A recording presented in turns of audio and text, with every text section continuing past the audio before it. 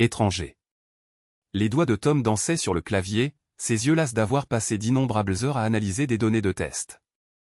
Il se frotta le visage d'une main et se pencha en arrière juste au moment où son téléphone vibra. Il y jeta un coup d'œil. Un numéro inconnu avec un indicatif régional local. Il l'ignora. 10 minutes plus tard, pendant une brève pause dans le flux de données, il reprit le téléphone. Toujours aucun nom, juste un seul message. Aperçu, regarde attentivement. Tu as encore le temps. Bradley S. 18 heures. Ses sourcils se froncèrent. Une seconde plus tard, une image se chargea. Et à l'instant où il la vit, le monde sembla basculer sur son axe. Ce n'était pas la nature explicite de la photographie qui l'affectait, mais le grain de beauté, un point minuscule à l'intérieur de sa cuisse gauche. Il connaissait ce grain de beauté intimement, l'avait embrassé des centaines de fois. Alice, sa femme. 6 années ensemble, et maintenant ça. Il fixa la photo jusqu'à ce que sa gorge soit sèche. Bradley S. Pas son repère habituel. En fait, ce n'était même pas dans la même ville où elle était censée s'être envolée il y a 1 heure à peine. Son vol pour Boston était prévu pour atterrir à 4h30. À présent, elle aurait dû s'installer à l'hôtel, se préparant pour cette présentation cruciale de lundi. Elle lui avait envoyé un texto avant d'embarquer, « J'ai hâte de terminer cette proposition. Je t'aime. » Mais elle n'avait pas envoyé de texto depuis. Après l'atterrissage, il tapa une réponse à l'expéditeur inconnu, « Qui est-ce ? Où avez-vous trouvé cette photo ? Voulez-vous que je vous retrouve au Bradley S ? » Puis, il envoya un texto d'apparence calme à Alice. « Comment s'est passé le vol ? Je vais manger un morceau. Appelle quand tu seras libre. » Juste au moment où il atteignait sa voiture, un autre message arriva du numéro inconnu. « J'y serai, mais tu trouveras quelqu'un de plus intéressant que moi. » Cette phrase déclencha une sonnette d'alarme. Il conduisit rapidement. 30 minutes plus tard, il se gara sur le parking du Bradley S à 18h12.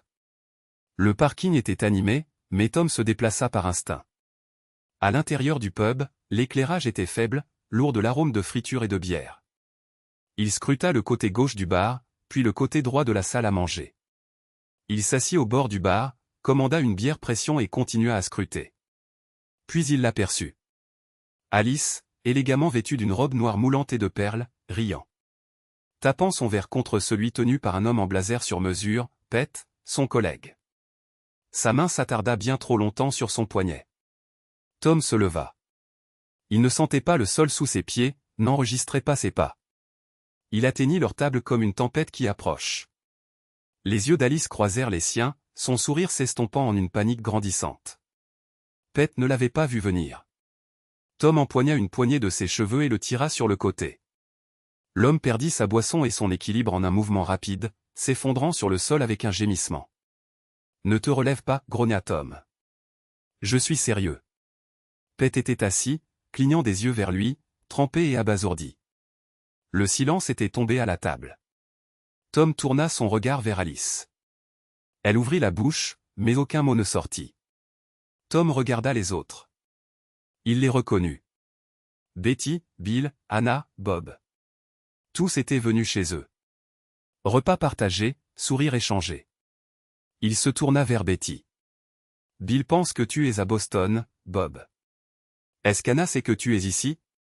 Ils fixèrent la table. Il partit. Ses mains tremblaient lorsqu'il atteignit l'allée. Il ne se souvenait pas du trajet du retour, ne se rappelait pas les réverbères clignotants ou le son de son clignotant.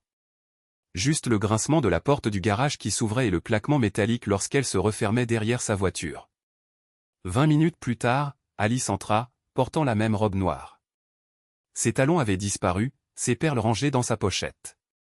Ses cheveux, légèrement frisottés sur les bords, lui donnaient l'apparence d'une femme qui avait quitté une fête brusquement. Elle laissa tomber son sac à main sur la console et entra dans le salon, où Tom était assis, une bière à la main, une jambe croisée sur l'autre. Elle commença par « Ce n'est pas ce que tu crois ». Il ne cligna pas des yeux. « Alice, tu n'as aucune idée de ce que je crois. Mais mettons les choses au clair, hein ?» Elle essaya de soutenir son regard, mais échoua. « Je ne l'avais pas planifié, dit-elle. C'était spontané. Tu étais dans un hôtel, puis soudainement au Bradley S, à boire du champagne et à porter des perles. C'est spontané, ça? Nous avons changé nos plans à la dernière minute. Pete a dit qu'il était plus logique de rester sur place et de se reposer avant le grand discours. Les autres ont suivi. Tom prit une longue gorgée. Non, les autres n'ont pas suivi. Ils étaient déjà là, comme s'ils avaient déjà fait ça. Ce n'était qu'un dîner, Tom. Il rit. Sec, sans humour. C'est comme ça que tu appelles ça maintenant? Alice se rapprocha, sa voix se durcissant. Tu m'as embarrassé devant toute l'équipe. Je dois me présenter à la réunion de lundi comme si de rien n'était. C'est de ta faute. Il se pencha en avant, les coudes sur les genoux. Ce qui est de ma faute, c'est de t'avoir fait confiance. Ce qui est de ta faute, c'est d'avoir utilisé cette confiance comme du papier toilette. Elle ne répondit pas. Il sortit son téléphone, fit glisser son doigt et le leva. La photo. Alice tressaillit. J'ai embrassé cet endroit des centaines de fois. Ne me dis pas que ce n'est pas toi.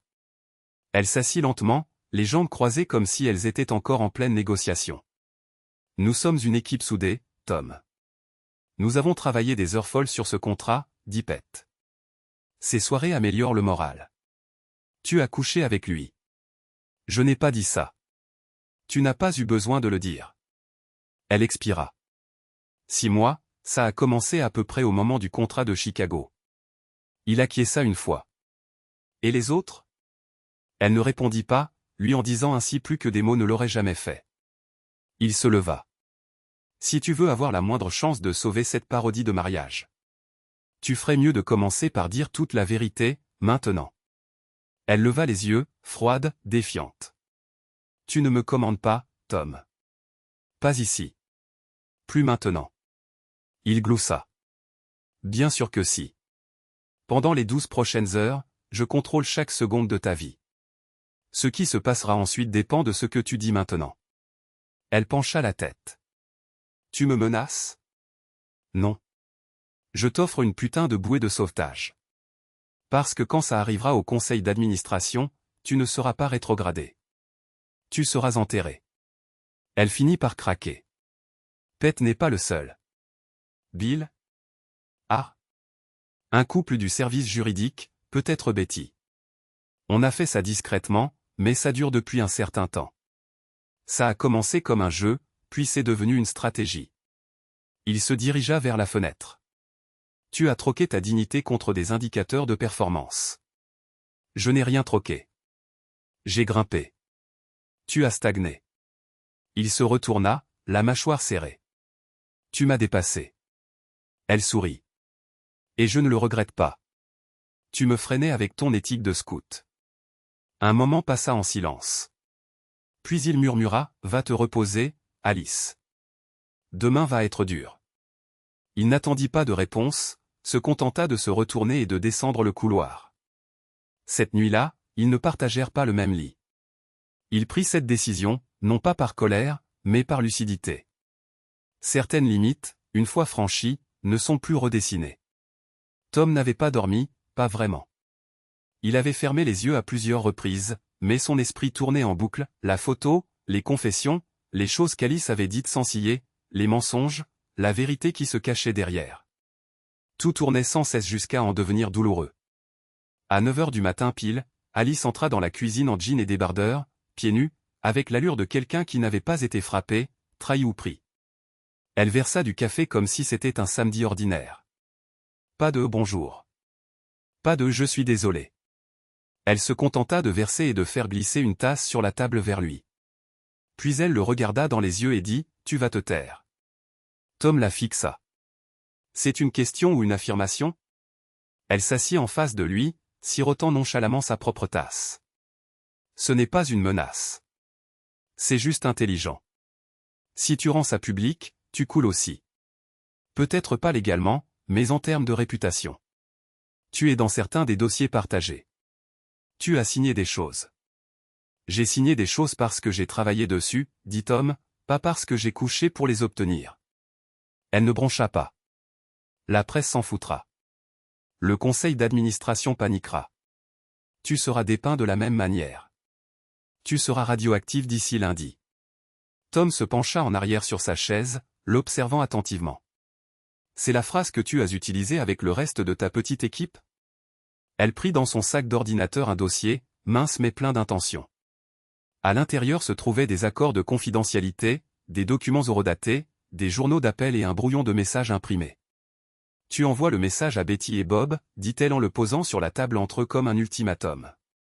Tu leur dis qu'on est coincé à Atlanta. Météo, retard, les conneries habituelles. Ça donnera l'impression que toi et moi sommes ensemble à Atlanta. Tu seras notre alibi. Personne ne pourra prouver que nous étions au bar hier soir avec Bill, Betty, Pete et les autres. Il ne toucha pas le dossier. Tu n'arrêtes pas de dire tu vas, comme si on était déjà d'accord. Alice sourit, un sourire crispé et maîtrisé. Ce n'est pas un accord. C'est une fatalité. Tu ne veux pas être le type qui fait capoter un accord d'1 milliard de dollars parce que son ego a été blessé. Tu n'es pas aussi égoïste. Tom se leva lentement. Tu sais ce que je pense, dit-il, sa voix froide. Je pense que tu es terrifié. Tu essaies de transformer un effondrement en chorégraphie. Tu perdrais tout, dit-elle doucement. Toi aussi. Tom prit son téléphone sur la table et tapota calmement. Il ouvrit la photo, celle qui avait tout déclenché. Il tourna l'écran vers elle et le fit glisser sur la table basse. Alice cligna des yeux une seule fois, et il sut, au changement de sa posture, que la phase de déni était terminée. Il appuya sur enregistrer ou sur son application vocale, laissa tomber le téléphone dans la poche de sa chemise et attendit. Notre équipe, commença TL, puis hésita. C'est un groupe soudé. On porte le fardeau. Les autres, ceux qui ont une famille, ils ne supportent pas bien la pression. Alors, certains d'entre nous, on a formé une unité plus petite. Pete a dit que ça améliorait le moral. Laisse-moi deviner, dit Tom. La proximité mène à la confiance. La confiance mène à la productivité. La productivité te conduit à baiser la moitié de ton équipe au nom de l'esprit d'équipe. Elle tressaillit, mais ne s'arrêta pas. Tu ne comprends pas ce que c'est de se battre pour un poste, de percer. J'ai fait ce que j'avais à faire. Tu avais des choix, dit-il. Et tu l'as choisi, lui. Et Harry Bill, et tous ceux qui croyaient que la loyauté s'éplait avec des morceaux de corps. Elle détourna le regard, puis le ramena. Nous sommes l'équipe la plus productive de toute l'histoire de CR Inc. Vous en avez profité, vous aussi. Tom la fixa. Cette photo. Vous voulez savoir de quelle nuit elle date, demanda-t-elle, un sourire tremblant sur ses lèvres. Vous étiez de nuit. C'est la nuit où vous m'avez envoyé un texto, me disant que je vous manquais. Je vous ai dit que je venais de me coucher. J'étais encore dans cette robe. Son cœur battait la chamade, mais son visage ne trahissait rien. Et maintenant, demanda-t-il. Elle se pencha légèrement vers lui. Maintenant, c'est vous qui envoyez les messages.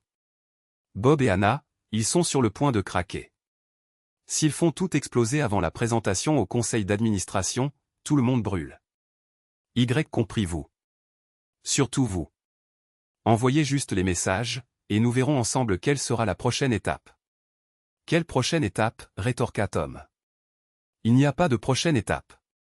Toi, ton équipe de malades et Pete, vous pouvez prendre votre proposition et vous la mettre où je pense.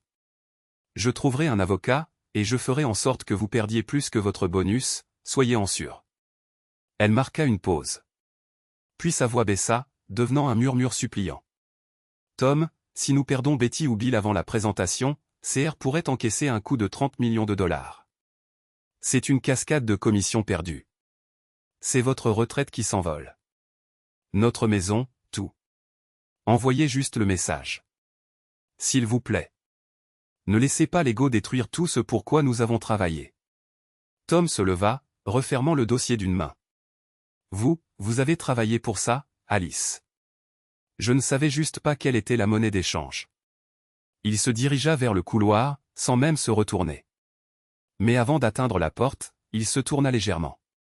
Envoyez vous-même vos textos à vos amis et faites vos valises. Vous ne reviendrez pas de Boston. Et il s'éloigna. Tom conduisit jusqu'au bureau, récupéra quelques affaires qu'il avait laissées derrière lui et évita le contact visuel avec ses collègues. Tom entra dans les toilettes du bureau pour se laver le visage. La piqûre de la trahison, la pression du silence et les jeux tordus. Tous s'accrochaient à lui comme la lumière fluorescente stérile. Au-dessus de lui, le miroir reflétait l'image d'un homme à bout de souffle. Fierté meurtrie, nerfs à vif, mais de l'acier dans le regard.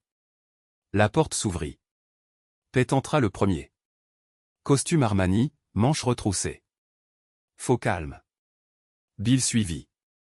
Plus grand, plus large. Silencieux comme un mur. Tom ne broncha pas. Il avait vu venir le coup. C'était le prochain mouvement dans la petite stratégie de persuasion d'Alice.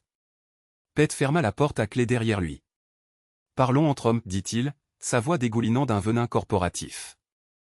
Tom s'essuya les mains. Ce n'est pas une conversation. C'est un nettoyage. Une opération de sauvetage. Bill fit un pas en avant. Tu vas la fermer.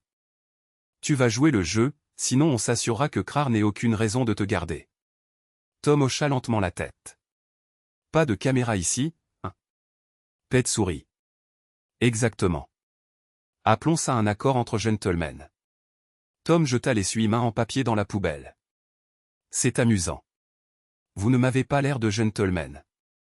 Bill lui attrapa le bras. Mauvais mouvement. Et puis le temps ralentit. Dans l'esprit de Tom, une voix venue d'il y a des années se fit entendre, claire. Le sergent-chef Troisbacker. Si un homme vous attrape dans un espace étroit, ne luttez pas contre sa force. Utilisez-la. Déplacez son équilibre. Cassez le rythme, puis cassez-le. Il se tordit dans la prise, laissa tomber son poids et projeta son coude dans le ventre de Bill. Le grand homme grogna, surpris. Le souffle coupé. La voix de Troy résonna dans son esprit. Faites levier sur le poignet, puis déplacez-vous. Bougez toujours en premier et ne vous arrêtez pas une fois que vous avez commencé. Tom bougea. Il attrapa le genou de Bill avec un violent coup de pied latéral. Le craquement ne fut pas fort, mais le hurlement le fut assurément. Bill s'effondra lourdement, se tenant la jambe. Pet se précipita sur lui. Maladroit, arrogant. Tom se décala sur le côté, attrapa le col de la chemise de Pet et lui cogna la tête contre le côté de la cabine. Pet s'écroula contre le mur. Il n'était pas KO. Pas encore. Il cligna des yeux, du sang coulant de son nez, un sourire hébété se dessinant sur son visage. T'es juste un autre pauvre geek, balbutia Teil. Fais ce qu'on te dit et peut-être qu'on te laissera la voir quand l'équipe aura fini. Le poing de Tom se connecta avec le visage de Pet, une fois, fort, net. Pet s'affala sur le sol, inconscient. Tom resta immobile, reprenant son souffle. Il les regarda de haut, Bill gémissant, Pet inconscient, et ne dit rien. Il redressa sa chemise, essuya ses jointures et déverrouilla la porte des toilettes. Le couloir était calme, mais il savait que ce n'était pas fini. Ces gars ne s'arrêtaient pas après avoir perdu à la loyale. Ils attendraient. La journée passa comme un éclair. À qui pouvait-il faire confiance? À personne. Le soir venu, Tom sortit du bureau. Le parking était presque vide, juste quelques voitures éparses. Son accord était garé dans le coin le plus éloigné, là où les lampadaires ne portaient pas. Et puis, soudain, il l'entendit. Un bruissement. Lourd, rapide. Puis la douleur. Un craquement violent derrière la tête le fit chanceler. Avant qu'il ne puisse crier, quelque chose de lourd s'abattit sur ses côtes. Il tomba. Une voix siffla dans l'obscurité. Ferme ta putain de gueule. Puis des pas, courant, s'éloignant. Tom gisait sur l'asphalte, du sang mouillant ses cheveux. Sa respiration superficielle, il réussit à rentrer à quatre pattes. Il essaya de crier, mais seul un râle sortit. D'une manière ou d'une autre, il parvint à se traîner les derniers mètres jusqu'à sa voiture. Ses clés lui ont glissé des doigts à 2 reprises avant qu'il ne parvienne enfin à ouvrir la porte. Il n'a pas conduit, il n'a pas osé. Il a appuyé sur le bouton d'urgence de son téléphone et a halté dans le micro. J'ai été agressé. Parking, a demandé la centrale Krar. Il a donné son nom. Puis, tout est devenu noir. La salle d'urgence empestait l'antiseptique et les questions. Tom était assis, droit, dans un lit étroit, le côté gauche étroitement bandé, la tête enveloppée d'un bandage, une côte cassée, une légère commotion cérébrale, des contusions sur la mâchoire et la colonne vertébrale. Il avait dit aux ambulanciers qu'il avait été attaqué par quelqu'un sur le parking, il avait dit à l'infirmière des urgences qu'il pensait que cela pouvait être lié à un conflit de travail. Mais quand l'hôpital lui a demandé s'il voulait impliquer la police, il avait dit non, pas encore. Trop de choses étaient encore en mouvement. À 6h30 du matin, le rideau s'est écarté. Une femme est entrée. La quarantaine, tailleur bleu marine, carré blond, talons trop aiguisés pour la compassion. Elle ne s'est pas présentée comme une infirmière. Elle n'a pas vérifié ses constantes, elle portait un porte-document en cuir noir et l'odeur de la politique.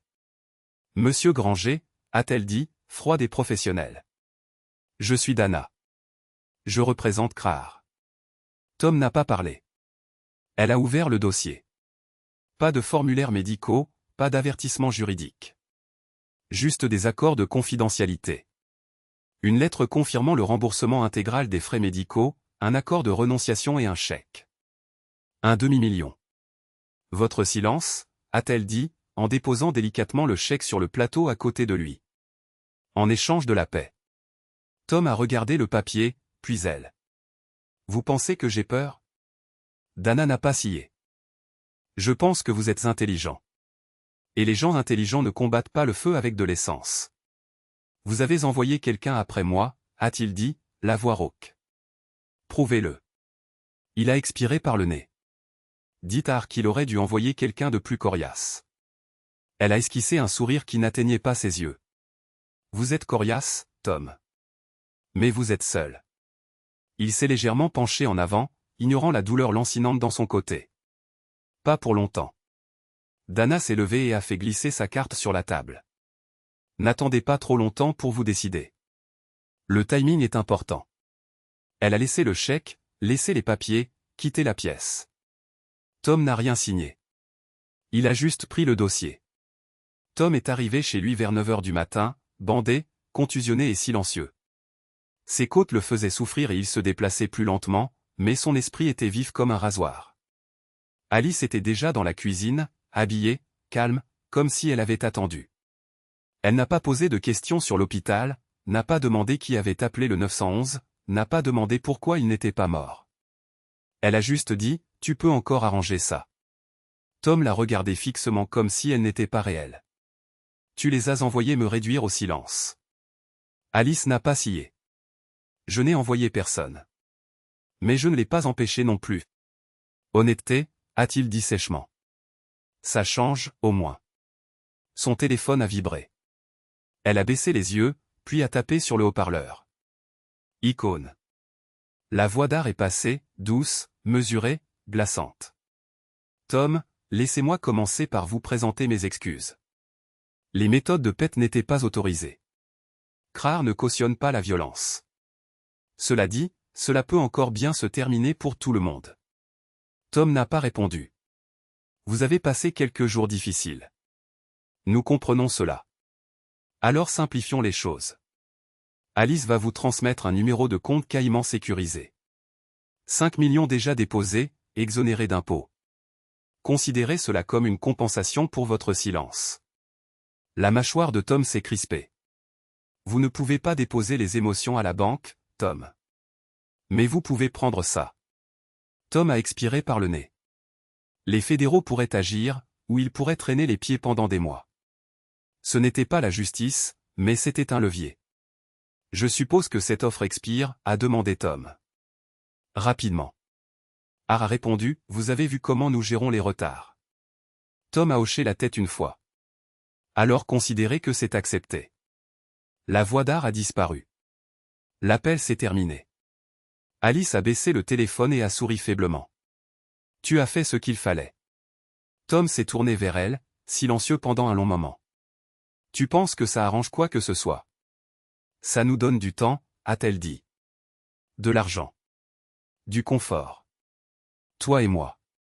Il a ri, bas et amer. Toi et moi. Elle s'est avancée lentement, sa main effleurant sa poitrine. Nous avons toujours été bien, Tom. Tu avais une drôle de façon de le montrer. J'étais sous pression, a-t-elle dit. Nous l'étions tous les deux. Mais maintenant, nous avons une chance. Nous pourrions recommencer à zéro. Nouveau compte, nouvel avenir. Juste nous. Elle a tendu la main, a essayé de toucher sa main. Tom n'a pas tressailli, mais il ne l'a pas laissé faire. Il l'a regardé dans les yeux. Soit je t'ai frappé trop fort, a-t-il dit doucement. Soit pas assez fort. Alice a cligné des yeux. Quoi? Je veux dire avec la vérité, a-t-il dit. Avec des conséquences. Avec quelque chose que tu n'attendais pas. Il a reculé, calme, froid. Cette chose entre nous, c'est fini. Ce que nous étions n'existe plus. Elle est restée figée sur place, le regardant ramasser ses clés. Il ne s'est pas retourné, n'a pas claqué la porte, il est juste sorti comme si la maison était déjà réduite en cendres et en fumée. Ce soir-là, le téléphone de Tom a de nouveau vibré. Un message provenant du même numéro non enregistré. Court, précis. Pas d'émoji, pas de bêtises. Vous avez des questions, j'ai des réponses. Demain, 10h30 du matin, Lakeside Café, parking est. Asseyez-vous dehors. Ne soyez pas en retard. Il y avait quelque chose dans le ton, coupé, direct, qui a réveillé un souvenir. Ce n'était pas juste quelqu'un de l'intérieur. C'était quelqu'un qui savait se mouvoir comme un soldat, quelqu'un qui comprenait la valeur du timing, du silence. Au matin, Tom avait le sentiment qu'il savait déjà qui il rencontrerait le lendemain. Tom arriva en avance et s'assit à une table en terrasse. Le café était calme. Des murmures discrets, une musique douce, rien qui cloche. À 10h30 pile, un homme s'approcha. Port altier, épaules carrées, calme. Comme un homme qui en avait vu de pire. Monsieur Granger, demanda l'homme. Tom leva les yeux, et d'un coup, sa supposition fut confirmée. 3 baquères, dit-il. 3 acquiesça d'un signe de tête. Je ne pensais pas que tu te souviendrais de moi. Tom esquissa un sourire. Je ne pensais pas te revoir. Ils s'assirent. Pas de poignée de main cette fois, pas de bavardage. Juste 2 hommes qui avaient fait l'impasse sur cette étape il y a des années. J'ai rejoint la division défense de Krar il y a 2 ans, après avoir pris ma retraite de l'armée, dit 3. Je me suis fait discret, puis j'ai été muté dans l'équipe de Pet il y a 6 mois. Il ne fallut pas longtemps pour comprendre. Toute la machination. Les faveurs, la manipulation, et Alice. Tom se pencha en avant. C'est elle qui est venue me chercher, dit 3. J'ai refusé, poliment au début, mais ça n'a pas plu à Pet. Soudain, je me suis retrouvé avec les pires missions. Rayer des appels. Il avait vu comment ils isolaient tous ceux qui ne jouaient pas le jeu. Tom hocha lentement la tête. Cette photo que tu m'as envoyée, comment tu l'as eue? Je l'ai extraite d'un lecteur partagé. Pet n'avait pas fait suffisamment le ménage. J'ai pensé que tu avais le droit de savoir, surtout après ce que j'ai entendu dire qu'il s'était passé chez Bradley. Un silence se fit. J'espérais que tu te souviendrais de ce que je t'ai appris, dit 3, en esquissant un sourire en coin. On dirait que c'est le cas. Tom laissa échapper un petit rire. Tu n'as pas idée à quel point cette bagarre dans les toilettes m'a sauvé des années avant même qu'elle ne commence. 3 haussa un sourcil. Et alors Tom glissa la main dans sa veste et en sortit un reçu de la poste plié. Il le posa à plat sur la table. Envoi express au ministère de la Justice, Washington, D.C. J'ai pris les 5 millions, dit Tom, mais j'ai aussi envoyé une clé USB. Enregistrements audio, non, chronologie. Assez pour faire suer quelqu'un. 3 ne bougea pas d'un cil, puis acquiesça, fermement. Tu as toujours été du genre discret, pas du genre faible, dit Har. Je ne pouvais pas déposer des émotions à la banque, murmura Tom. Tu as juste acheté quelque chose de mieux, dit 3. La tranquillité d'esprit. Ils restèrent assis un peu plus longtemps, comme des soldats dans une guerre qui n'avait pas encore fait la une des journaux. Puis ils se levèrent, se serrèrent la main comme ils le faisaient quand les choses étaient plus simples, et s'éloignèrent dans des directions opposées. Pas d'adieu, juste du respect et des affaires en suspens.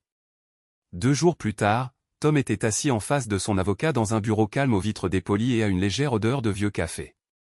L'homme feuilletait un dossier mince, un stylo tapotant. Elle a tout signé, dit-il. Pas d'objection, pas de demande conventionnelle. Elle s'en va. Tom garda les yeux fixés sur le document.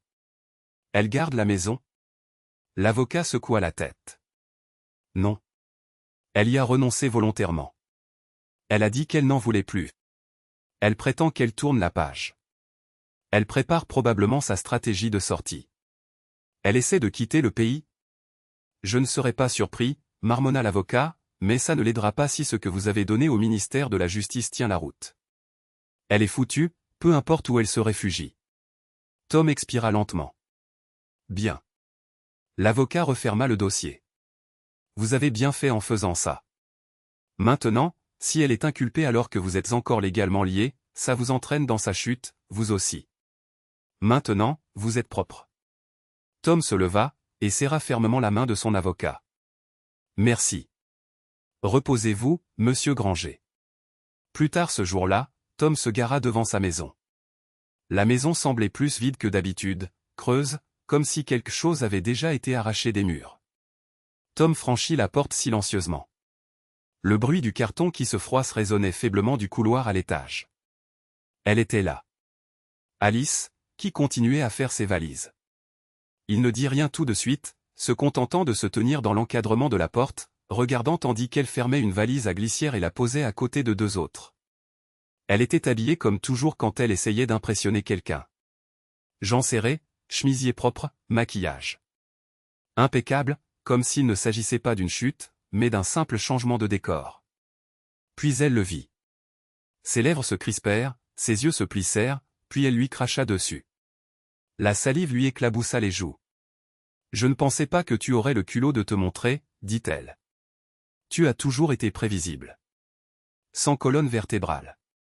Les discrets le sont toujours. » Tom essuya calmement avec la manche de sa veste. « Je suis venu te voir tomber. » Elle rit. Aigu, fort, désespéré. « Tomber? Tu crois que c'est une chute, espèce de petit homme amer ?» Il inclina légèrement la tête, mais ne répondit pas. Puis une frappe. Forte, répétée. Boum. Boum. Boum. Alice tressaillit. Fédéral Bureau of Investigation. Une voix résonna depuis la porte d'entrée, ferme et inflexible. Alice Granger. Nous avons un mandat d'arrêt à votre encontre. Ouvrez la porte immédiatement. Ses yeux s'écarquillèrent. Elle se figea une demi-seconde, puis s'enfuit. Pas vers l'avant, vers l'arrière. Tom ne bougea pas.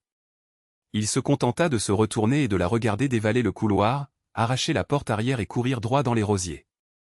Littéralement. Son pull s'accrocha. Les épines lacéraient ses manches et sa peau. Elle essaya de se dégager, mais plus elle luttait, plus elle s'enfonçait. Sortez-moi de là. Lâchez prise. Des agents encerclaient déjà le jardin.